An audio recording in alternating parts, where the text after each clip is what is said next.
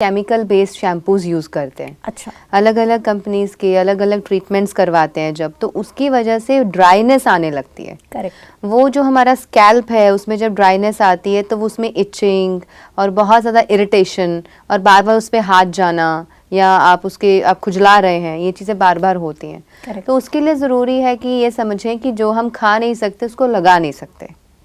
बाल कोई एक्सट्रोवर्टेड चीज़ नहीं है कि बस यहाँ से ऊपर से दिख रही है तो मतलब ऊपर ऊपर ही सब कुछ है, ऐसा नहीं है। ओके। अंदर से जो आ रहा है और ऊपर में अगर कुछ लगाएंगे तो वो अंदर जा भी रहा है। ओके। तो प्लीज़ इस चीज़ को समझने की कोशिश करें सभी लोग कि जो हम खा नहीं सकते उसे अपनी स्किन पर या स्कैल्प पर हम लगा भी नहीं सकते। So we have to be very safe, we have to give a very healthy and safe and herbal nutrition to our hair also. तो इसके साथ ही अपनी रूटीन में थोड़ी सी ये चीज़ें शामिल करना, जैसे कि अनुलोम विलोम करना, प्राणायाम करना। वो आपकी जितनी ब्रीदिंग अच्छी होती है, जितना ज़्यादा ऑक्सीजन कंटेंट अंदर बढ़ता है, आपके हेयर फॉलिकल्स को भी उतनी ही ज़्यादा ऑक्सीजन मिलती है, तो उनको ग्रो करने में मदद मिलती है। और इसके साथ एक बहुत ब्यूटीफुल टेक्निक है जिनको लोगों ने एक्चुअली मिथ बना दिया है। ओके। या उसको समझते हैं कि ये कौन सा एक नया ड्रामा कर रहे हैं। तो नेल रबिंग आर्ट। अच्छा। जब हम नेल्स को आपस में बहुत हल्के से रब करते हैं, इतना ज़ोर से रब नहीं करें कि आपके हाथ थक जाएं Right. और उंगलियां दुखने लगें। बिल्कुल आराम से दोनों हैंड्स के सभी नेल्स को आपस में रब करना, ये एक तरह से आपके न्यू हेयर्स को ग्रोथ करने में मदद करता है, काले बाल आने में मदद करता है, और जो ऑलरेडी आपके बाल है ग्रे हो चुके हैं उनको या तो वो झड़ जाएंगे या तो वो चले जाएंगे या उनको भी ठीक करने में थोड़ी सी हेल्प करेगा। तो ये एक्चुअली साइंटिफिकली प्रूवन है कि जब हम नेल्स की रबिंग करते हैं उससे हमारा हेयर ग्रोथ में प्रमोशन होता है। Right. Actually what happens is कि जिस डेड प्रोटीन से बाल उगते हैं उसी डेड प्रोटीन से हमारे नेल्स बनते हैं। अच्छा। तो जब इनको हम आपस में रगड़ते हैं, रब करते हैं आपस में, तो वो प्रोटीन अपने आप और ज़्यादा क्रिएट होता है, बनता है और हेयर प्रमोशन की तरफ वो बढ़ता है, भागता है, उसकी तरफ दौड़ता है। ओके। तो इसलिए हेयर जो है वो उसकी ग्रोथ में मदद करता है। और जो नए बाल आएंगे वो काले बाल आएंगे, इसमें भी वो सपोर्ट करता है।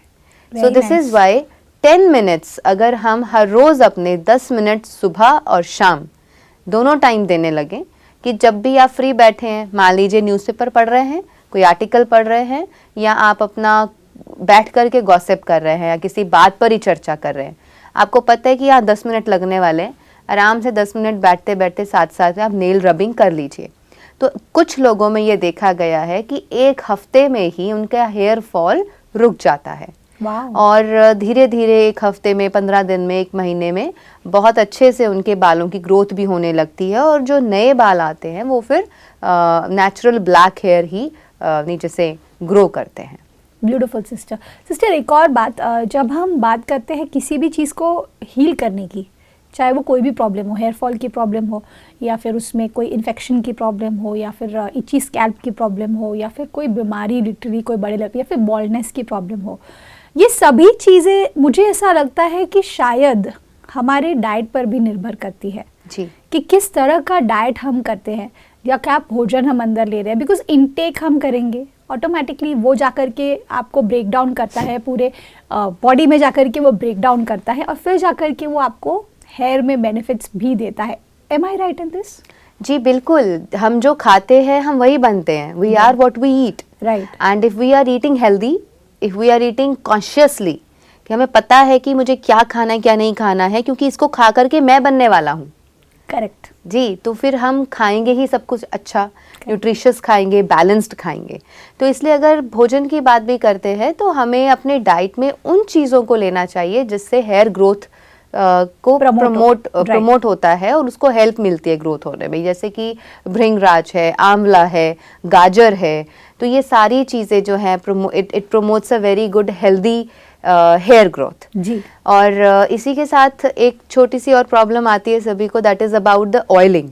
लोगों को ये नहीं समझ में आता ऑयलिंग कब करे, कितना करे, पहले करे, बाद में करे। करेक्ट। तो this is a very big issue. तो इसके लिए एक बहुत simple see here care routine है, वो ये कि अगर सिर्फ इतना पार्ट में बात की जाए तो सबसे पहले तो रात को आप रीठा आंवला शिकाकाई इक्वल क्वांटिटीज में आप इसको मिट्टी के बर्तन में भिगो दीजिए, उसको अच्छे से मैश करके भिगो दें।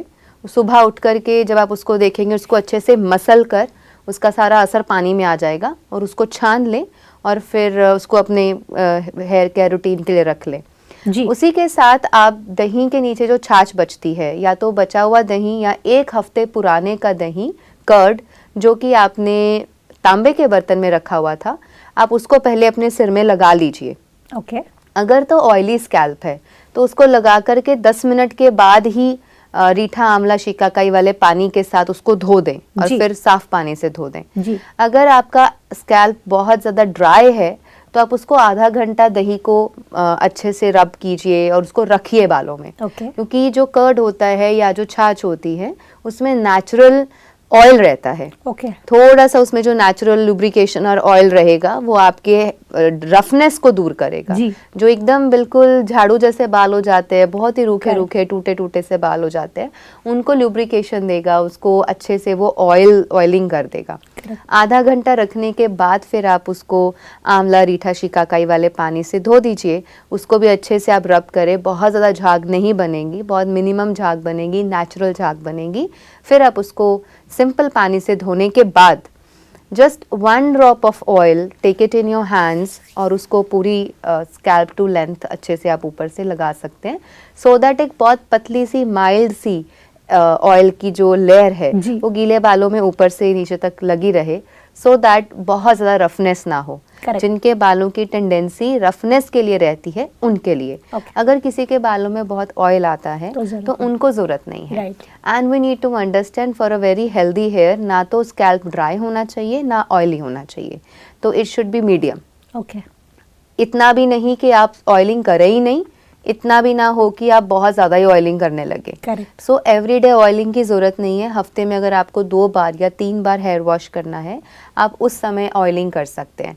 वो भी दोनों तरह के लोगों के लिए अलग है। जिनका स्कैल्प ऑयली है वो सुबह ही नहाने से 1 घंटा पहले ऑयल लगा के सिर धो दें।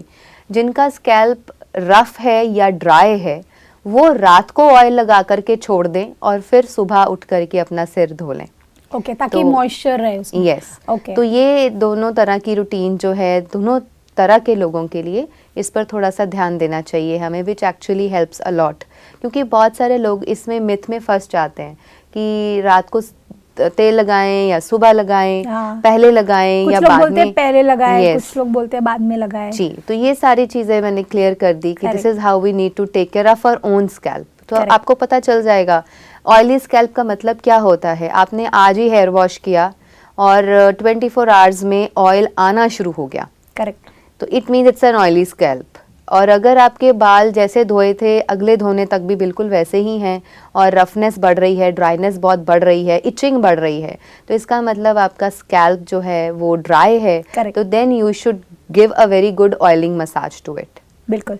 सिस्टर एक और बात, मैंने ये बात सुनी थी बहुत पहले, आई थिंक मुझे लग रहा है मेरे टीन एज में मैंने सुनी थी कि अगर आप मसाज करवाते हैं, हेयर ऑयल मसाज करवाते हैं, तो उससे आपके जो बहुत सारे जो प्रॉब्लम्स हो सकते हैं हेयर रिलेटेड वो कम हो जाते हैं। इस बात में कितनी सच्चाई है, और अगर ये सच है तो कौन सा ऑयल कौन से टाइप ऑफ पीपल के लिए बेस्ट है? देखिए, ऑयल मसाज सिर्फ सिर की नहीं करनी है, सिर्फ हेयर की नहीं करनी है। ऑयल मसाज करनी है तो पूरी बॉडी की करनी है। अच्छा। मालिश अच्छी है, चंपिंग बहुत अच्छी है, पर टू मच चंपिंग नहीं करें। आपको अपनी हेयर हेल्थ एंड कितनी ज़रूरत है ऑयलिंग की उस हिसाब से ही अपनी ऑयलिंग करवाएं। बहुत सारे लोग मैंने देखे हैं वो कभी ऑयल ही नहीं लगाते और उनके हेयर बहुत अच्छे होते हैं। करेक्ट। बहुत सारे लोग हैं जिन्होंने आज तक कभी तेल को हेयर में टच ही नहीं किया है। Correct, I have seen those people. Yes. और बहुत सारे लोग ऐसे मिल जाएंगे जो हमेशा ऑयली रखते हैं फिर भी उनके बाल झड़ते रहते हैं। Correct. So this is why we should know मेरा हेयर का क्वालिटी कैसा है, स्कैल्प कैसा है, उसी के अकॉर्डिंगली आपकी हेयर केयर रूटीन तैयार होगी। करेक्ट। तो जब हम मालिश की बात करते हैं तो जब आपको मेंटल स्ट्रेस है उस समय सिर की मालिश करवाना बहुत ज़रूरी है। जब आपको लगता है कि आपका मेंटल वर्क बहुत ज़्यादा होता है तो आप रात को किसी टाइम आपका लगे कि अब मुझे रिलैक्सेशन की ज़रूरत है, उसके लिए आप very good champing for half an hour आप करवा लीजिए। और इसके साथ साथ एक और आता है हमारे पंचकर्म में, पंचकर्म में एक चीज़ आती है जिसको हम कहते हैं शिरोधारा जी। तो शिरोधारा में भी बहुत सारे ऑयल्स जो हैं वो हमारे मस्तक पर उनको डाला जाता है, पूरे बालों में वो जाता है। भले ही कोई वो तेल अंदर नहीं चला जा रहा है सारा, लेकिन उसको करने से जो एक मॉइस्चर है, जो एक फील है ऑयल का, जो हमारे फोरहेड पर डालते ही एक बहुत सूदिंग इफ़ेक्ट क्रिएट करता है हमारे ब्रेन में, सारी नसों में, उससे आपको बहुत सूदिंग इफ़ेक्ट मिलता है। और इसी के साथ एक चीज़ और जुड़ती है, वो ये कि ऑयल्स कौन से यूज़ करें। अगर तो आपको आपके बालों में बहुत चिपचिपाहट रहती है तो आप नॉर्मल ऑयल यूज़ कीजिए, जैसे कि नारियल का तेल हो गया, ऑलिव ऑयल हो गया। अगर आपका बेस बालों का बहुत ड्राई तरफ है तो आप थोड़े चिकने ऑयल यूज़ कीजिए, जैसे कि आप तिल का तेल ले सकते हैं, कैस्टर ऑयल, अरंडी का तेल ले सकते हैं। लेकिन अगर आपके ऑयल मीडियम है तो आप सरसों का तेल ही यूज़ कर लीजिए। तो इस तरीके से आप अपने ऑयल्स को सिलेक्ट कर सकते हैं। एंड ऑल्सो गर्मियाँ हैं तो आप थोड़े से नॉर्मल ठंडी तासीर के बादाम रोगन लगा सकते हैं। गर्मियाँ हैं तो आप तिल का तेल, कैस्टर ऑयल, ये सारी चीज़ें लगा सकते हैं। बिल्कुल सिस्टर, आई थिंक मुझे ये चीज़ समझ में आ रही है धीरे धीरे, जैसे जैसे ये बी योर ओन डॉक्टर की हमारी सीरीज़ चल रही है। मैं एक चीज़ समझती जा रही हूँ कि ये सभी चीज़ें अपने आप में कनेक्टेड है। हमारा पूरा बॉडी इतनी ब्यूटीफुली बनाया गया है सिस्टर, जो आपसे हम सीख रहे हैं कि किस तरह से एक कोई चीज़ आप अपनी कोई भी एक रेमेडी को कोई भी पार्ट ऑफ द बॉडी को ठीक करने के लिए अगर यूज़ करते हैं तो वो सिर्फ वो पार्ट में इफेक्ट नहीं करता, वो आपकी रेस्ट ऑफ द बॉडी में भी इफेक्ट करता है। अब जैसे आपने कहा कि सिर की मालिश के साथ साथ सबसे ज़्यादा ज़रूरी है कि पूरी बॉडी की मालिश टुवर्ड्स दी हेड की जाए। तो जब आप पूरी बॉडी की मालिश टुवर्ड्स हार्ट, टुवर्ड्स हेड करेंगे तो आपके पूरे ब्रेन को और आपके हेयर फॉलिकल्स को, जो रूट्स हैं, उनको ताकत मिलती है। करेक्ट। वो मालिश सिर्फ चंपी सिर की नहीं करनी, पूरे शरीर की मालिश करनी है। तो अगर आप हफ्ते में एवरी वीक कम से कम 2 बार, वैसे तो अगर थोड़ी थोड़ी मालिश रोज़ ही की जाए तो अच्छा है, लेकिन अगर 2 या 3 बार आप मालिश कर लें तो वो आपको हेयर ग्रोथ में मदद करेगी। और इसमें एक पहलू बहुत इम्पॉर्टेंट जुड़ता है, सिर की मालिश और शरीर की मालिश एक साथ नहीं करनी है। सिस्टर, इसके पीछे का रीज़न? जिस दिन सिर की मालिश कर रहे हैं उसी दिन आपको पूरे शरीर की मालिश नहीं करनी है। उसके पीछे का रीज़न ये है कि जब आप पूरे शरीर की मालिश कर रहे हैं, you are promoting growth towards your head. Correct. और जब पूरे शरीर का जोर लग रहा है, देखो आप किसी भी चीज़ को जब रब करते हैं ना, तो वहाँ के डेड सेल्स अगर होते हैं या वहाँ पे जो भी रिपेयर होना होता है या जो भी ब्लॉकेजेस होती हैं वो खुलती हैं। करेक्ट। तो ब्लड सर्कुलेशन चल पड़ता है, इसीलिए छोटे बच्चे को मसाज दी जाती है। एवरी न्यूबॉर्न बेबी, उस बच्चे को उसकी पूरे शरीर की मालिश दी जाती है। वाई? ताकि ब्लड सर्कुलेशन और हर चीज़ बहुत अच्छे से काम करे उस शरीर में। करेक्ट। तो ऐसे ही जब हम मालिश करते हैं तो everything is going towards the brain. तो अगर सिर को भी मालिश कर दिया तो वो एक तरह से डबल पावर हो गई। तो हम झेल नहीं पाएंगे। करेक्ट। उससे कईयों का बीपी बढ़ जाता है, कई बारी आपको फ़ायदा होने की जगह नुकसान हो जाता है। तो जब आप सिर की मालिश कर रहे हैं तो सिर्फ सिर की मालिश करें। वाई? बिकॉज हमारे पूरे ब्रेन में हमारे पूरी बॉडी को कंट्रोल करने का यूनिट है। करेक्ट। तो या उधर कर लो या इधर कर लो। करेक्ट। नीचे कर रहे हैं तो ऊपर ज़रूरत नहीं है, ऊपर कर रहे हैं तो नीचे ज़रूरत नहीं है। So this is the very important part जो हर किसी को पता होना चाहिए।